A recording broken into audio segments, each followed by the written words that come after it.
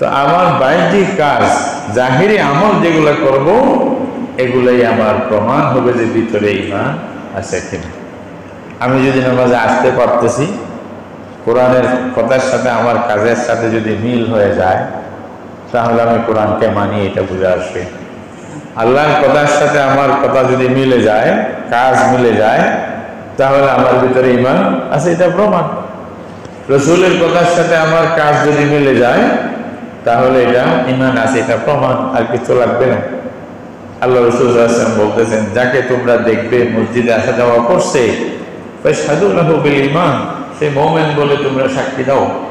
রাসূলুল্লাহ সাল্লাল্লাহু আলাইহি ওয়াসাল্লাম বলছে, যাকে দেখবা মসজিদে আসা যাওয়া করছে, আর জীবনে মসজিদে আসে না, তার ব্যাপারে সবাই কি সাক্ষী দিবে? সে ভিতরে কি তা আমরা জানি না, কিন্তু বাহ্যিক দৃষ্টিতে সবাই বলবো যে ঈমানের কোনো আলামত নাই। তাহলে ঈমান আছে কিনা তো বুঝে যাবে। এখানে খুব ছোট্ট একটা বিষয়, খুব সূক্ষ্ম বিষয় আর কি। এটা হলো আল্লাহ তাআলা ঈমানের জায়গা বললেন অন্তর, অন্তরের সাথে ঈমানের সাথে মিলাইছে। তাহলে কতগুলি জিনিস ইসলামের যে বিধান, এগুলোর মধ্যে যেমন ঈমান আছে, তার সাথে ইসলাম আছে, নামাজ, রোজা, হজ, যাকাত ইত্যাদি এগুলো আছে না? এগুলো সব দেখা যাচ্ছে, কিন্তু একটা বাহ্যিক সাইড আর একটা ভিতরের সাইড। তো ধরো আমাদের শরীরের মধ্যেও কতগুলি আছে, হাত, পা, নাক, কান, গলা, এগুলা কাজ করতেছে, দিমাগ, আবার একটা অন্তর, এটাও কাজ করতেছে। এটার মেসার আল্লাহ বোঝানোর জন্য ঈমানের সাথে কলবের সাথে আল্লাহ মিলাই দিয়েছে। বলছে ঈমানের জায়গায় হলো কলব। কলবের যে অবস্থা, কলবের যে অবস্থান শরীরের অন্যান্য অঙ্গ প্রত্যঙ্গের দৃষ্টিতে বা তুলনায়, ঈমানেরও সেই অবস্থান অন্যান্য বাহ্যিক আমলের দৃষ্টিতে বা তুলনা হিসেবে করলে। এটা ব্যাখ্যা হলো, কথা আমার শরীরের মধ্যে হাতও কাজ করে, চোখও কাজ করে, মুখ কাজ করে, দাঁত কাজ করবে, হজম শক্তি সবকিছু কাজ করতেছে। কিন্তু হয়তো প্রত্যেকে বলবে যে হাত বলবে আমি কি কম, আমি যা তা না, হ্যাঁ, আমি না হলে তোমার কাছে খানাটা আনিয়ে খেয়ে দিত। হ্যাঁ, মুখ বলবে যে আরে আনি দিলেও আমি না চাবাইলে তুমি খাইতা কেমনে। হ্যাঁ, তো ভিতরে গলা বলবে যে আমি ভিতরে না ঢুকাইলে এটার কি ফায়দা হইতো, তো ওখানে শেষ হয়ে যেত। নাক বলবে যে আমি যদি সুগন্ধি বলে না দিতাম তাহলে তুমি যা তা খাইতাম। চোখ বলবে যে আমি দেখে না বললে কি খাইতা খবরই থাকতো না। প্রত্যেকে কাজ করতেছে, প্রত্যেকের দাবি কম না, কিন্তু একটা অঙ্গ এরকম আছে, এটা বলবে যে আরে বেটা তোমরা যাই কাজ করো, কিছুক্ষণ করো, কিছুক্ষণ তো তোমরা রেস্ট নাও। আর আমি যে এমন, আমি কিছুক্ষণের জন্য রেস্ট নিলে তোমরা সব বরবাদ। এটা কি? হার্ট যদি ফেল হয়, কলব যদি ফেল হয়, গেছে। তাহলে এটা এমন কাজ অনবরত, এটা কোনো রকম বিরতিহীন ভাবে কাজ করতে হবে। মানুষ চেতনে থাকুক, ঘুমে থাকুক, সবসময় কাজ করতে হবে। ঘুমের মধ্যে যদি আপনি হার্ট বন্ধ রাখতে পারবেন, যদি হার্ট বন্ধ রাখেন তাহলে তো গেছে। আর এটার আর খবর থাকে, হার্ট ফেল হয়ে গেছে, মারা গেছে, এটাই জীবন শেষ। তদ্রুপ নামাজ আছে, রোজা আছে, যাকাত আছে, হজ আছে, কিন্তু এগুলো রেস্ট আছে। নামাজ ফজরে পড়ছেন, অনেক লম্বা রেস্ট, আবার জোহরে ডাকবে, জোহরে আবার পরে আবার রেস্ট, আসরে ডাকবে, আসরে আবার একটু রেস্ট, মাগরিবে ডাকবে, মাগরিবের পরে এশা পর্যন্ত রেস্ট নিলেন, এশার পরে লম্বা রেস্ট, একেবারে ঘুমান, সমস্যা নেই, ফজরে আবার ডাকবে। তাহলে প্রত্যেকটা রেস্ট পাওয়া যায়। বেশি ইবাদত যেটা আমরা নামাজ, এটার মধ্যেও তো অনেক রেস্ট। আর রোজা যদি ধরেন তাহলে বছরে 1 মাস, আর যাকাত বছরে 1 বার, হজ জীবনে 1 বার, তাই না? রেস্ট আছে অনেক। কিন্তু ঈমান এমন একটা আমল, কলবি আমল, এটার থেকে রেস্ট নাই। আপনি যদি বলেন আমি ঘুমের সময় ঈমান থেকে একটু বিরত থাকি, নাউযুবিল্লাহ, ওই ঘুমে মারা গেলে কাফের হিসেবে মরবেন। তাইলে ঈমান যদি সেকেন্ডের জন্য অন্তর থেকে চলে যায়, সেই মানুষের ঈমানি জীবন মৃত্যু হয়ে যায়, ইসলামের জীবনের মৃত্যু হয়ে যায়, সেও মারা যায়, সে অমুসলিম হয়ে যায়। এই জন্য আল্লাহ তাআলা ঈমানটাকে কলবের সাথে মিলাই বলতেছে, ওয়ালাম্মা ইয়াদখুলুল ঈমানু ফি কুলুবিকুম, তোমাদের অন্তরে ঈমান এখনো প্রবেশ করে নাই, ঈমান ঢুকে নাই। ইমানকে আগে ঢুকাও। তাহলে ইসলামের পরিচর্চা করতে করতে করতে করতে ইমান অনেক সময় ঢুকে যায়। এটা আল্লাহ তাআলার রহমত। ইমানের অন্তরকে তার থেকে ধাবিত করে অন্তর ভালোভাবে মজবুত করে নিয়ে নেয়, মহাব্বত সৃষ্টি হয়ে যায়। অনেক সময় আগে থেকে মহাব্বত হয়ে যায়, অনেক সময় সাথে থাকতে থাকতে মহাব্বত হয়ে যায়। এরকম অনেক সাহাবায়ে কেরামের কথা জীবনীতে উল্লেখ আছে। আসলামা ফাহাসুনা ইসলাম, বলছে মুসলমান তো হয়েছে, তারপর ওনার ইসলাম সুন্দর হয়ে গেছে। সুন্দর হয়ে গেছে মানে ইসলাম ইমানের পর্যায়ে পৌঁছে গেছে। এখন ভালো লাগতেছে, এখন মহব্বত, এখন জান দিলেও দিবে, ইমান দিবে না, এরকম হয়ে গেছে। এটা হয়। তাহলে ইমানের আসল জায়গা হলো এটা, অবস্থান হলো এটা, গুরুত্ব হলো এটা। ইমান সেকেন্ডের জন্য যদি নাউজুবিল্লাহ আমাদের থেকে চলে যায়, তাহলে আমাদের সব বরবাদ হয়ে যাবে, আমল একটাও ঠিক থাকবে না। ইমান কাকে বলা হচ্ছে? আল্লাহর প্রতি বিশ্বাস করা। এই যে দৃঢ় বিশ্বাস, এটা কোন জিনিসের উপরে? কোরআনে মাজিদ এখানে আল্লাহ তাআলা যে আয়াত বললাম, অনেক জায়গায় আল্লাহ তাআলা বলছেন। সব আয়াতগুলো মিলাইলে ইমানের সম্পর্কে যতগুলি কথা আছে, সব যদি আমরা আয়াতগুলো একত্রিত করি, তাহলে আমাদের কাছে 6টা বা 7টা বিষয়, মৌলিক বিষয়ের উপর ইমান আনা জরুরি হয়ে যাচ্ছে। মানে এই 6টা বিষয়ের উপরে বা 7টা বিষয়ের উপরে ইমান না আনলে আপনি মুমিন হতে পারবেন না। অবশ্যই ইমান আনতে হবে। জিনিসগুলা কি জানা দরকার কিনা আমাদের। এই জন্যই এক হিসাবে এগুলো বেসিক কথা, আর হিসাবে আসলেও জরুরি কথা। মৌলিক কথাগুলি তো দরকার হয়। যে আয়াত পড়লাম, আয়াতের মধ্যে কয়েকটা বিষয় চলে আসছে। আমানার রাসূলু বিমা উনজিলা ইলাইহি মির রাব্বিহি ওয়াল মুমিনুন। আল্লাহ বলতেছেন যে কোরআন আমি নাযিল করছি, এটার উপরে রাসূলও ঈমান আনছে এবং মুমিনও ঈমান আনছে। কারণ ঈমানের যদিও বা রাসূলই ঈমানের দাওয়াত দিচ্ছে, তো রাসূল নিজেই যদি ঘরের মধ্যে ঈমান না থাকে, আরেকজনকে দাওয়াত দিবে কি? তা আল্লাহ তাআলা রাসূলকে প্রথম বলছে আপনি আগে ঈমানদার হয়ে যান, আপনি আগে নিজে ঈমানদার হন, তারপর আরেকজনকে দাওয়াত দেন। তো আল্লাহ নিজেই সাক্ষী দিচ্ছেন, রাসূল ঈমান আনছে, তোমরাও ঈমান আনছো, ঈমানদাররাও ঈমান আনছে। কুল্লুন আমানা বিল্লাহ। এখন কিসের উপর ঈমান আনছে? আমানা বিল্লাহ, প্রথম দিনে ঈমান আল্লাহর উপরে, আল্লাহর ফেরেশতাদের উপরে, আল্লাহর কিতাবদের উপরে, আল্লাহর রাসূলদের উপরে। এইখানে কয়েকটা মূল বিষয় চলে আসছে। এই ছাড়াও সূরা বাকারার শুরুতেই আল্লাহ তাআলা ঈমানদার কাকে আল্লাযীনা ইউমিনুনা বিল গায়ব, গায়ব যেটা বলতেছে এক হিসাব আমাদের জন্য সত্য গায়ব। কোরআন না দেখতেছি, রাসূলকেও দেখতেছি না, রাসূলের আগে যারা রাসূল গেছে ওদেরকেও দেখতেছি। রাসূলের জমানায় যারা মুসলমান ছিলেন তারা হয়তো রাসূলকে দেখছে, আমরা তো রাসূলকেও দেখি না। এই খবর শুনি গায়বের উপর ঈমান। আখিরাতের বিষয়ে যত কিছু আছে, মওতের পর থেকে নিয়ে একেবারে কিয়ামত পর্যন্ত, জান্নাত জাহান্নাম, ফুলসিরাত বা হাসর নসর, হিসাব কিতাব, সব কিছু গায়েব আমাদের জন্য। তাহলে এগুলো সব বিষয়ে ঈমান আনা, বিশ্বাস করা। আল্লাহ যে বলছেন ফেরেশতাদেরকে আমরা দেখি না, বিশ্বাস করতে হবে। এরকম ভাবে কিতাব যেটা কোরআনের মধ্যে সামনে আছে, এটা তো দেখতেছি, এটা তো বিশ্বাস করবই। এর আগের গুলা যেগুলা দেখি নাই, এগুলা বিশ্বাস করা, এটাও ঈমানের অন্তর্ভুক্ত। এরপরে আখিরাতের কথা বললাম। আরেকটা জিনিস যেটা ঈমানের কথা বলছে, এটা হাদিসের মধ্যে রাসূল করিম সাল্লাল্লাহু আলাইহি ওয়াসাল্লাম বলছেন, আল ঈমান বিল কদর, তাকদীরের উপরে ঈমান আনা, বিশ্বাস করা। তাকদীরের উপরে যদি বিশ্বাস না হয়, তাকদীরের উপরে বিশ্বাস না হলে ঈমান পরিপূর্ণ হবে না। তাকদীর কি? ভালো মন্দ যা হচ্ছে, এটা সব কার উপরে, কার কাছ থেকে? আল্লাহর কাছ থেকে। আল্লাহ তাআলার হুকুম ছাড়া কিছু হয় না। তবে আমার পরীক্ষা কিসের উপরে? পরীক্ষা আমার ইখতিয়ারের উপরে, চয়েসের উপর। আমি কি চয়েস করলাম, এটা আল্লাহ বাধ্য করেন নাই, দুটোটা করতে পারবেন। আজান দিছে, আপনার মন চাইলে মসজিদেও আসতে পারে, মন না চাইলে বাজারেও যাইতে পারে, ঠিক না? অনেকে যাচ্ছে না, জুমার আজান দিছে, জুমার নামাজ পড়ার জন্য আসতেছে না, একটু কষ্ট করে, হ্যাঁ, আবার আসলেও হয়তো তারপরও নামাজটা পড়লে তো হয়েছে, তারপরও অন্তত শেষে একেবারে একামত শুনিয়ে আসলে নামাজটা পড়লো, তাও ভালো। কিন্তু অনেকে আছে কোনো তোয়াক্কা নেই, গুরুত্বই নেই, নামাজ যে পড়তে হবে, মুসলিম হিসাবে পরিচয় দিতে হলে যে নামাজ জরুরি, এটার কোনো কথা নেই। কথা ওই রকম আর কি, একটা লোক শরীর সুস্থ রাখতে হলে খানা খাইতে হবে, তো ইচ্ছা করে খানা না খাইতে সে মারা যাবে।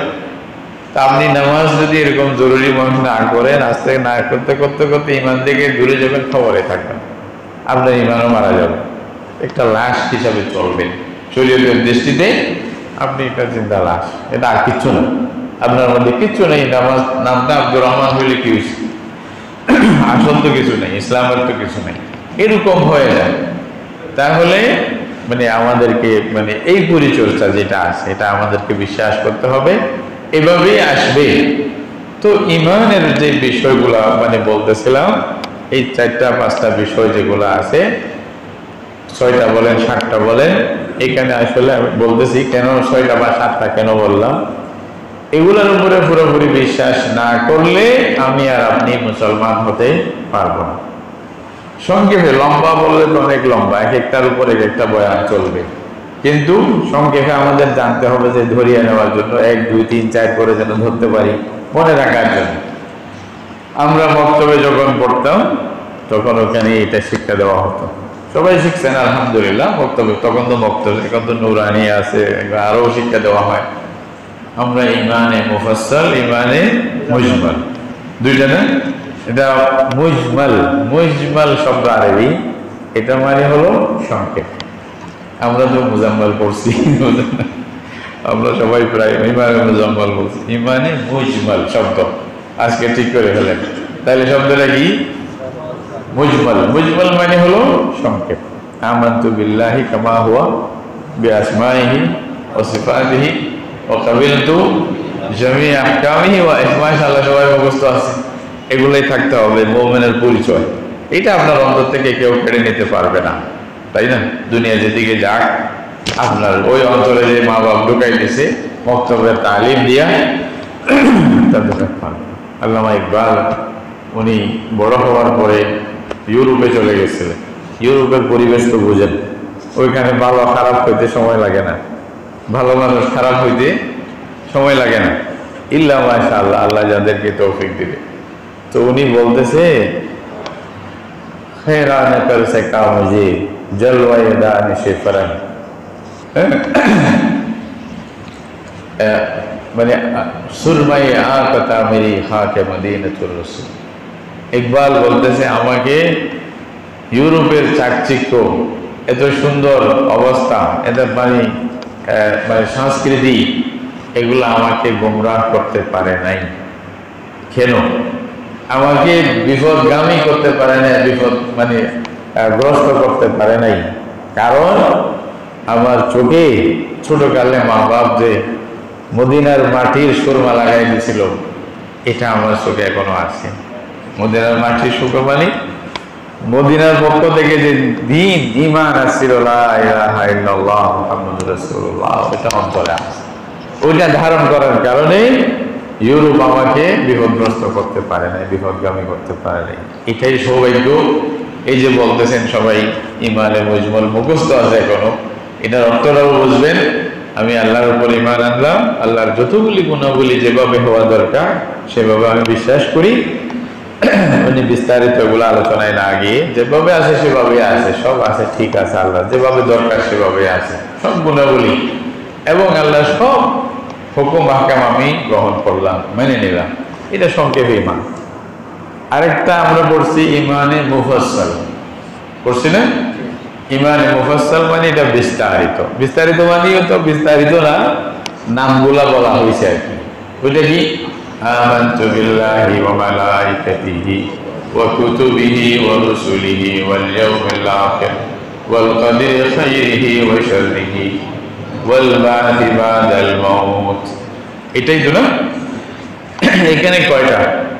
আমানতু বিল্লাহ একটা পাইছেন না, ওয়া মালাইকাতিহি দ্বিতীয়, ওয়া কুতুবিহি তৃতীয়, ওয়া রুসুলিহি চতুর্থ, ওয়াল কদরি খাইরিহি ওয়া শাররিহি মিনাল্লাহি তাআলা ওয়াল বা'থি বা'দাল মাউত, অথবা ওয়াল ইয়াউমিল আখির একটা আছে না, ওয়াল ইয়াউমিল আখির, এরপর আবার ওয়াল বা'সি বা'দাল মাউত।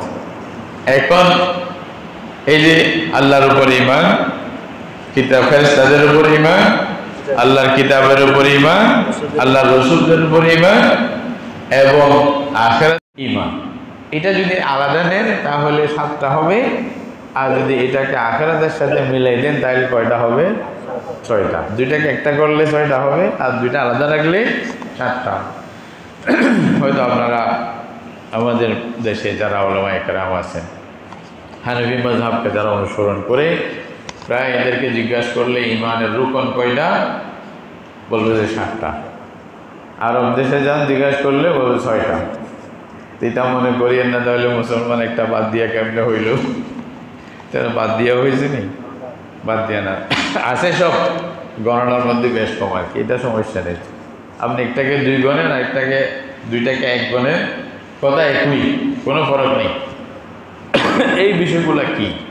কোন কোন বিষয় ঈমান আনতে? আল্লাহর উপরে বিশ্বাস করতে হবে, আল্লাহর ফেরেশতাদের উপরে বিশ্বাস করতে হবে, আল্লাহর কিতাবের উপরে বিশ্বাস করতে হবে, আল্লাহর রাসূলদের উপরে বিশ্বাস করতে হবে, আর আখিরাতের উপরে বিশ্বাস করতে হবে।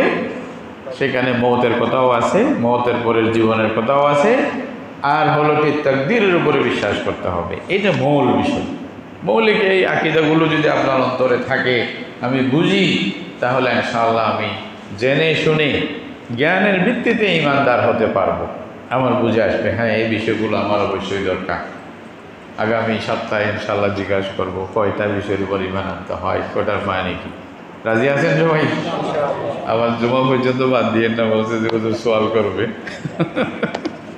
মুখস্থ করেন, এমন সমস্যা কি? বুঝে আসছে না?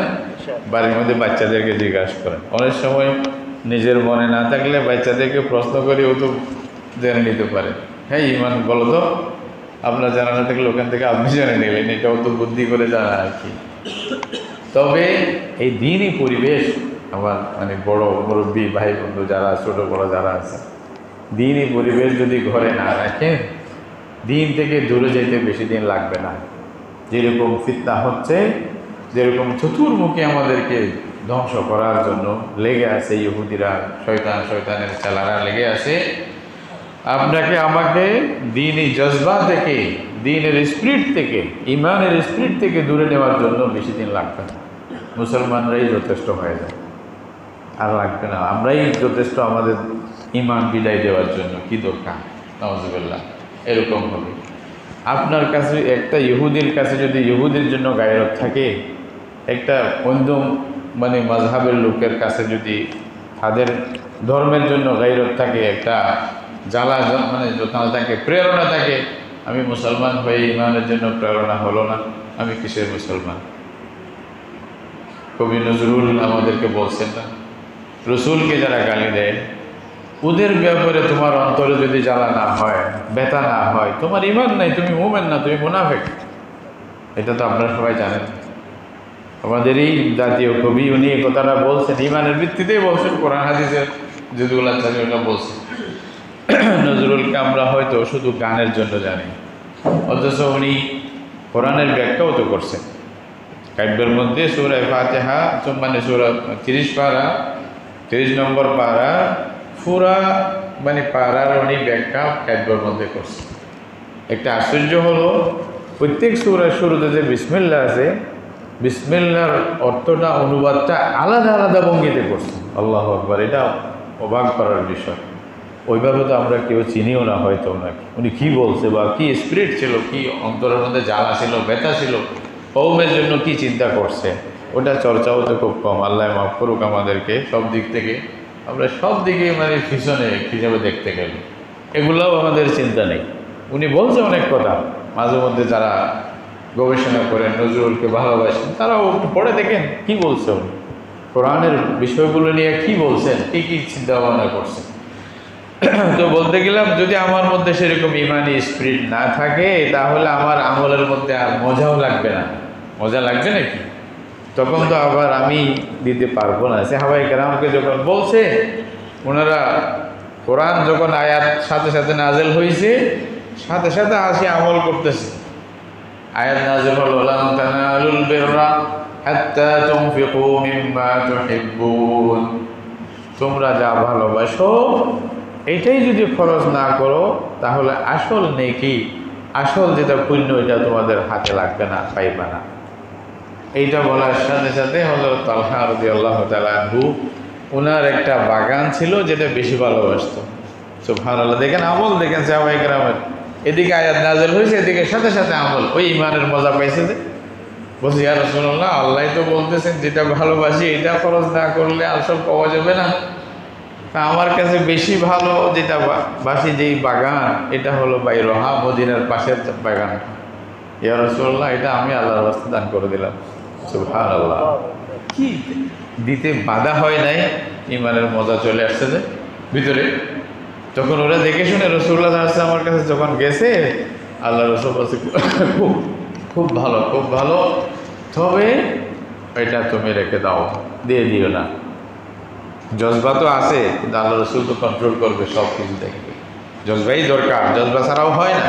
খালি হেকমত আমলে আগে চিন্তা ভাবনা করে এদিকে মানে গবেষণা টবেষণায় লেগে গেলে আপনি কাজ জীবনেও করতে পারবেন না। মাঝে মাঝে কিছু পাগলামিও লাগবে, বুঝলেন না? মাঝে মধ্যে জজবায় কাজ করতে হবে, এটা ইমানই জজবা, এটার সামনে কেউ কিছু টিকতে পারবে না, সেরকম হবে। তাহলে উনি যখন দিলেন, রাসূলুল্লাহ সাল্লাল্লাহু আলাইহি ওয়াসাল্লাম বললেন, এক কাজ করো, তুমি যদি দিতে চাও তাহলে এটা তোমার আত্মীয় স্বজন যারা গরিব আছে তাদেরকে ভাগ করে দাও, যাও এদেরকে দিয়ে দাও, আল্লাহ খুশি হয়ে যাবে। তখন উনি নিজের আত্মীয় স্বজন যারা ছিল তাদের মধ্যে ভাগ করে দিয়েছেন এই বাগানটা। তাহলে ইমানের পরিচর্যা কীভাবে হয়েছে সাহাবায়ে কেরামের মধ্যে, সাথে সাথে গ্রহণ করতে তাদের কোনো দ্বিধাবোধ হয় নাই। এমনকি হযরত আবু বকর সিদ্দিক রাদিয়াল্লাহু তাআলা আনহু, উনি যখন বদরের যুদ্ধে ওনার ছেলে আসছিল কাফেরদের পক্ষ থেকে, উনি মুসলমানদের পক্ষ থেকে যুদ্ধ করতেছে, এবং মানে তখনকার অবস্থাটা খুব মারাত্মক। আমার ভাই আমার বিরুদ্ধে তলোয়ার নিয়ে দাঁড়াইছে, ওই তো কুফর হাতে ইমান। এখন আবু বকর সিদ্দিক রাদিয়াল্লাহু তাআলা আনহু, ওনার ছেলে ওনার সামনে চলে আসছে, মানে ছেলে এমন অবস্থায় যে এখন সুযোগ পেলে বাপকে তলোয়ার দিয়া দুই টুকরা করে দিতে পারবে। বাপকে দেখে ও সরে গেছে। উনি মুসলমান হয়ে যখন পরে মদিনায় আসছে, এক সময় বাপকে জিজ্ঞাসা করতেছে, আবু বকর সিদ্দিক রাদিয়াল্লাহু তাআলা আনহুকে জিজ্ঞাসা করতেছে যে, বাবা, বদরের যুদ্ধে কিন্তু আপনি আবার তলোয়ারের ইশারায় চলে এসেছিলেন, আমি একটু নাড়া দিলেই দুই টুকরা হয়ে যেত। তো উনি বলছে, করো নাই যে, দাও নাই কেন? তখন সুযোগ যদি পাইছো, মারো নাই কেন? বলছে, আপনি যে বাপ, হাজার হইলেও ঝগড়া আছে, এই আছে সে আছে, আমার বাপকে কেমনে মারি? আবু বকর সিদ্দিক রাদিয়াল্লাহু তাআলা আনহু উনি বললেন যে, যদি সেদিন তুমি আমার তলোয়ারের সামনে আসতা, আমি তোমাকে রেহাই করতাম না। ছেলে তো অবাক হয়ে গেছে, কেন? বলছে, কারণ তুমি মুসলমান ছিলে না, তুমি অমুসলিম ছিলা, আল্লাহর উপরে বিশ্বাস করতে না। আমার যুদ্ধটা ওই বেঈমানের সাথে ছিল, বা ছেলে বাপের বিষয় না। ইমান কাকে বলে বুঝছেন? এবার আমার তখন তোকে অমুসলিম ছিল, তখন তো আমি রেহাই করতাম না যদি তুমি আমার তলোয়ারের সামনে আসতা। এটা কি ইমান বলবে? ইমান আসলে বুঝতে হবে ইমানটা কি। সেরকম বিশ্বাস আমরা কার উপরে রাখবো? আল্লাহর উপরে, আল্লাহর ফেরেশতাদের উপরে, আল্লাহর কিতাবের উপরে, আল্লাহর রসুলদের উপরে, আখিরাতের উপরে, তাকদীরের উপরে। আজকে যেহেতু সময় হয়ে গেছে, আমি বিষয়গুলো প্রত্যেকটা একটু একটু দেওয়া দরকার। ইনশাআল্লাহ আগামী জুমা আল্লাহ তৌফিক দিলে বলবো বিষয়গুলো। তবে একটা লিঙ্ক বলে দিচ্ছি, এই 6টা যে বিষয় ইমানের, এটা একটার সাথে সম্পর্ক কীরকম। আসলে সব কিছু সৃষ্টিকর্তা কে? আল্লাহ। এটা আমি বিশ্বাস করি কিনা? পৃথিবীর মধ্যে দেখান তো কোনো একটা জিনিস, ছোট থেকে ছোট আসল বস্তু, এটাকে যে কেউ বানাইতে পারছে? একটা বালি মনে করেন, পৃথিবীর কোনো মানুষ আছে, জিন ইনসান সব শক্তি মিলে, একেবারে সব সারা শক্তিমান সবাই মিলে একটা বালি সৃষ্টি করতে পারবে? হ্যাঁ, বালির মধ্যে যেটা আসল জিনিস সেটা পাবে কোথায়? এটা সৃষ্টিকর্তা কে? আল্লাহ।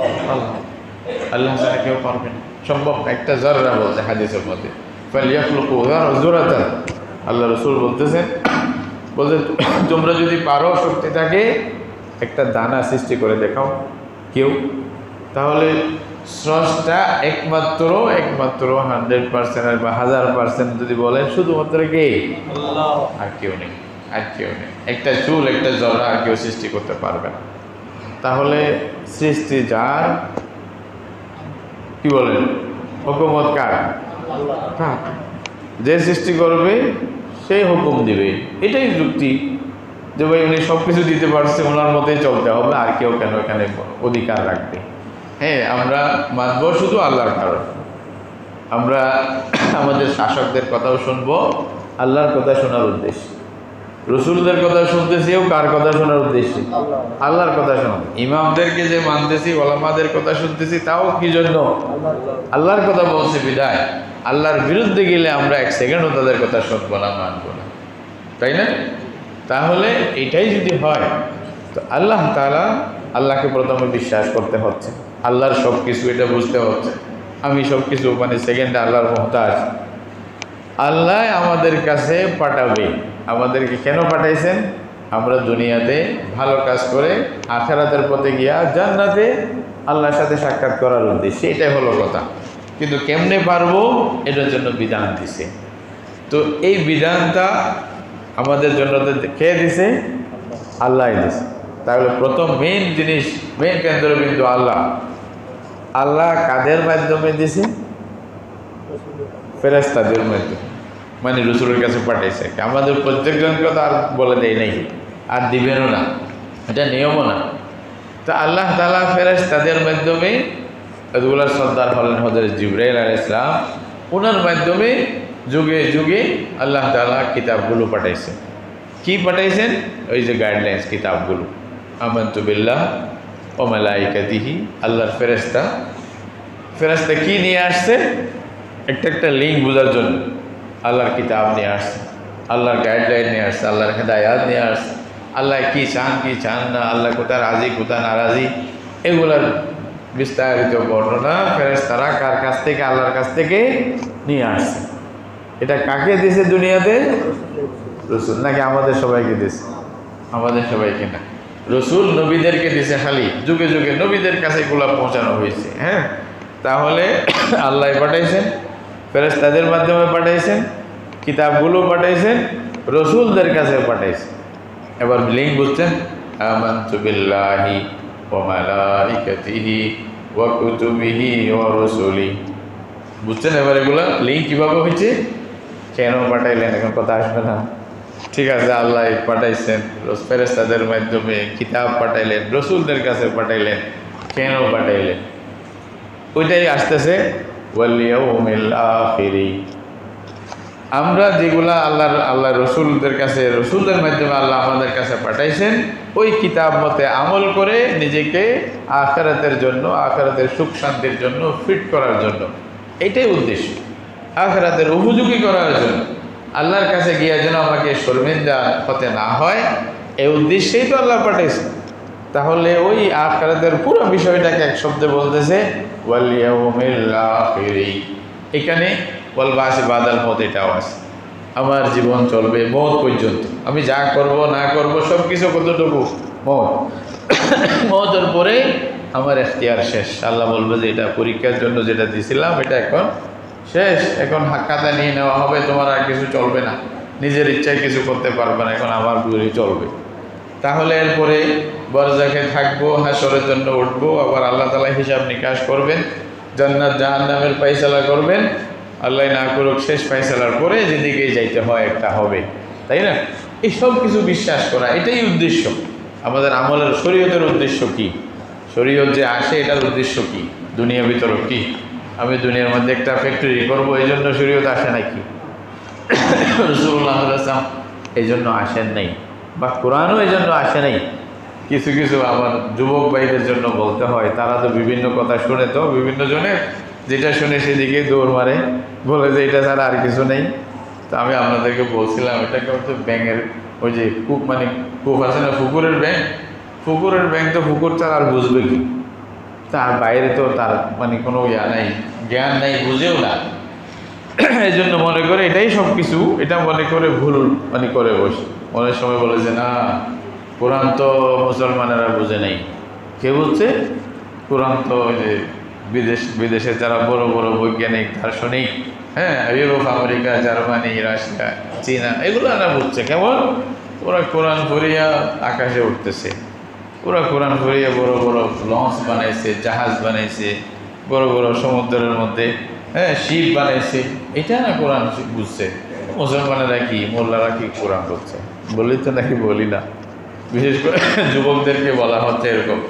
আর কেউ একটু বক্তৃতা করতে গিয়া, ওয়াজ দোয়া করতে গিয়া 2 শব্দ ইংলিশ বলতে পারলে, বা কোনো একটা ইংরেজি যারা প্রসিদ্ধ মানুষ ভিন্ন ধর্মের, ওদের নাম বলতে পারলে, গেটে বললে, হ্যাঁ, শেক্সপিয়ারের কথা বললে, হ্যাঁ, তারপরে এরকম আরও কয়েকটা নাম যদি বলতে পারেন, ওই বা উনি না মানুষ, হ্যাঁ, লাল মানে কার্ল মার্কসের কথা বলছে, এই সমস্ত বলছে, এটা না বক্তৃতা, ওইটা কি?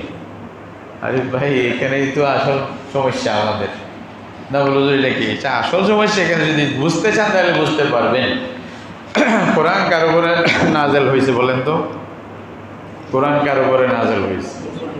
রসুলের উপরে।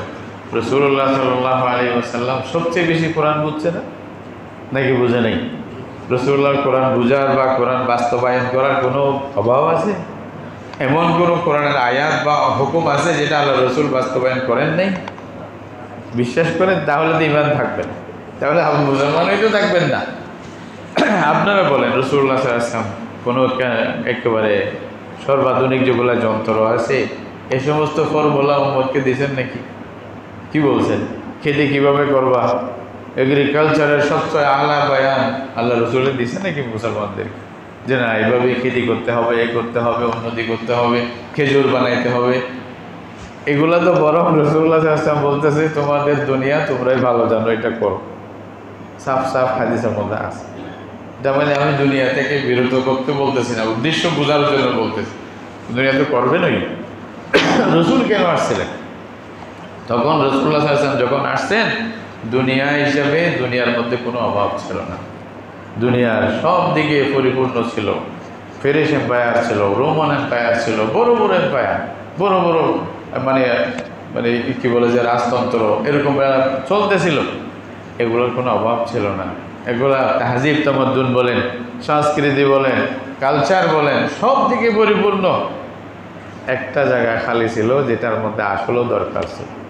এটা হলো মখলুকের সাথে খালেকের সম্পর্ক ছিল না, মানুষের সাথে আল্লাহর কোনো সম্পর্ক ছিল না। আল্লাহর হক সম্পর্কে মানুষ জানতো না, আল্লাহ থেকে দূরে ছিল। মখলুককে খালেকের সাথে লাগাই দেওয়ার জন্য, ওনার হকগুলো বোঝার জন্য মানুষের উদ্দেশ্য যেটা, ইবাদত করে আল্লাহকে রাজি খুশি করে এই দুনিয়াতে সব কিছু আল্লাহর দেওয়া নিয়ামত ভোগ করে এই দুনিয়ার জীবনটা যাওয়ার পরে আল্লাহকে রাজি করে আখিরাত কামানোর জন্য, এটাই তো উদ্দেশ্য ছিল। জন্য রাসূলুল্লাহ সাল্লাল্লাহু আলাইহি ওয়াসাল্লাম এইভাবে বিশেষ কোনো একটা সাইকেল বানানোর ফর্মুলাও তো দেন নাই, দিছে। তাই বলে আমরা বুঝবো নাউজুবিল্লাহ কোরআন বোঝার অর্থ মানেই একটা বিমান বানানো, বিমান তৈরি করা, শিপ তৈরি করা, এটা কোনো দিন নয়। যদি এটা বলে তাহলে আপনার ইমানের মধ্যে খলল আছে, তওবা করে সোজা হয়ে যান। এটা রাসূলুল্লাহর জন্য আসে না। রাসূলুল্লাহ আসছে দিন শেখানোর জন্য। দুনিয়াতে এমনিই আসবে, এমনি বললেও আসবে, না বললেও আসবে। আর এটা মানে দুনিয়া থেকে উপকৃত হইতে মানা করতেছে না। কিছু কিছু লোক আছে নিজের শত্রু, বুঝেন না? এখন দা দিয়া কী করতে হবে, মাছ কাটতে হবে। আপনি বল যে দার প্রতি যদি বলে শত্রুতা থাকে, আপনার কাছে হিংসা থাকে, তো দা ব্যবহার না করে, ছুরি ব্যবহার না করে তো কাটতেও তো পারবেন না জীবনে। তাহলে এটা কার দোষ? এটা তো শরীয়তের বিষয় না।